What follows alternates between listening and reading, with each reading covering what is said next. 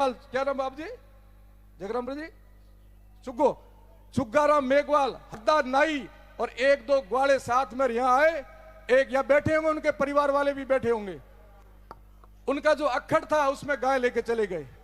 किसान को अपना घास प्यारा होता है, उसने उन ग्वालों को गालियां निकालनी शुरू कर दी कि यार भगड़ा भेड़ा और मारो खेत चराओ, ठोकी गालियां। वो दुखी तो थे, परेशान थे। गाय चराते चराते गए मोहनपुर जी बाप जी के पास कि बाप जी चौधरी मोहना गाय गाड़ा दे मोहम थारी है गाय कौन सारी थी मैं हालो बीजे गाँव। बाप जी बोलिया कि शांति राखो चौधरी हेणो गुड़ी अपा गुड़ी आवेला। ये कुछ बातें ऐसी है जिनको हमें पूरे विश्व पटल पर ले जानी चाहिए कि हमारी परंपरा में कौन कौन सी विद्याएं हैं।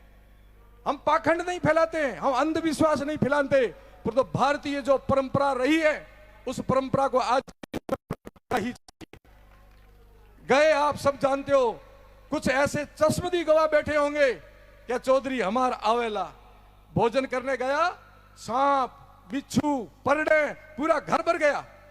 उनकी घरवाली बोली गया कहीं हो रे क्या भने ठा नहीं है, कहीं होता का तू कठे मरियो तो कोनी, बाप जी ने कहीं बोलियो तो कोनी, क्या बाप जी ने गाड़ा ना ग्वाले काटी थी। गाड़ा ने कहा जा बाप जी गोडी पगे पड़ने के हैंग सत्यानाश हो जाला। बाप जी गोडी आवेगा हंसे बैठा बाप जी क्यों आयो चौधरी थर आयो कि नहीं आयो, क्या आयो। चौधरी ने कहेगा ढोलियो पकड़ रहे मारे तावड़े में आयो छाया में ले जा। और जो ही गया कालो नाग एकदम काला कोबरा पलंग के ऊपर। अरे के बाप जी अठाई पड़ा मने बचाओ तो तू चिंता मत करे अपने आप जावेला। जाए जाल में घुस्यो के बोल क्या करेगा कि थे को जो करेगा, बोल 4 हाथी कड़ गौरचर जमीन छोड़। वो जमीन उसने दी। फिर गाय भड़कती थी क्या बाप जी गाय भड़के चौंद न करो, कुमट एक हुकोड़ उबो दो बोले वो खूंटो हुए न रोपो को नहीं तो गया जो हिलावे उखड़े को नहीं क्या आगा वो हूं बोला मंत्र थे लगा हाथ बोले 4 चौधरी 5 वो फकड़ पड़ जा लकड़ ठोकी जो हेठो लाए रोपियो पाछो लीलो हो गयो। ये कहानी नाम खूंटो पड़ो है। ये मोहनपुर जी महाराज का स्थापित है खूंटा, धर्मपुर जी का नहीं है। बोर्ड लगाया नहीं, उनको संशोधन करना है। ये धूणा धर्मपुर जी का नहीं है, मोहनपुर जी का स्थापित किया हुआ है। इस सिद्ध परंपरा को समझो आप, ऐसे सिद्ध पुरुष हुए। मैं संक्षिप्त में तारातरा का परिचय दूंगा। जैतपुर जी महाराज का जन्म खटोड़ा में हुआ है। संत बीज पलटे नहीं जे जुग जाए अनंत, हर घर उत्पन्न रहे संत का संत। संत का बीज नहीं पलटेगा, उसका प्रारब्ध कहीं न कहीं ले जाएगा। यह जरूर है कि प्रारब्ध के हम सन्यासी हैं।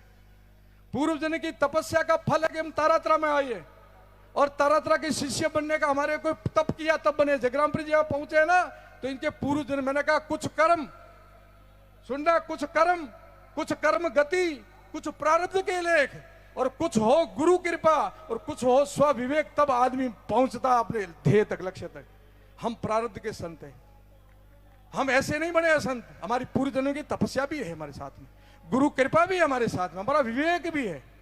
ये किसी से लिया नहीं जाता है, गादी खोसी नहीं जाती है, गादी भी परंपरा से प्रारब्ध से मिलती है।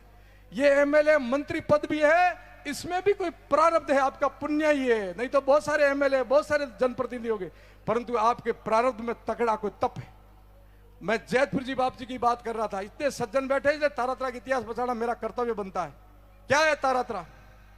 जैतपुर जी महाराज ने जन्म खटोड़ा में थोड़ी परिवार में लिया था, परंतु वो थोड़ी परिवार में जन्म भले लिया हो, वो दिव्य आत्मा थी कि संत की जात नहीं होती है। दुर्भाग्य ये एक और नई विकृति आ रही है हमारे समाज में, सनातन धर्म में, कि हम देवताओं को और साधुओं को भी जाति में ला करके समाप्त कर रहे हैं। देवता सार्वभौमिक होते हैं, देवता सबके होते हैं, सब जगह ऐसे संत भी सबका होता है और सब जगह का होता है। जैतपुर जी महाराज ने वहां जन्म लिया और उनके प्रारब्ध ने खींचा चोटन आकर के चोटन महाराज के तीसरी पीढ़ी में जुगतपुर जी महाराज हुए। डूंगरपुर जी की परंपरा में उनके वो शिष्य बने। वहां गुरु का आशीर्वाद लेकर के तारातरा गोमरख धाम आए और गोमरख धाम के अंदर पहाड़ के अंदर तपस्या की।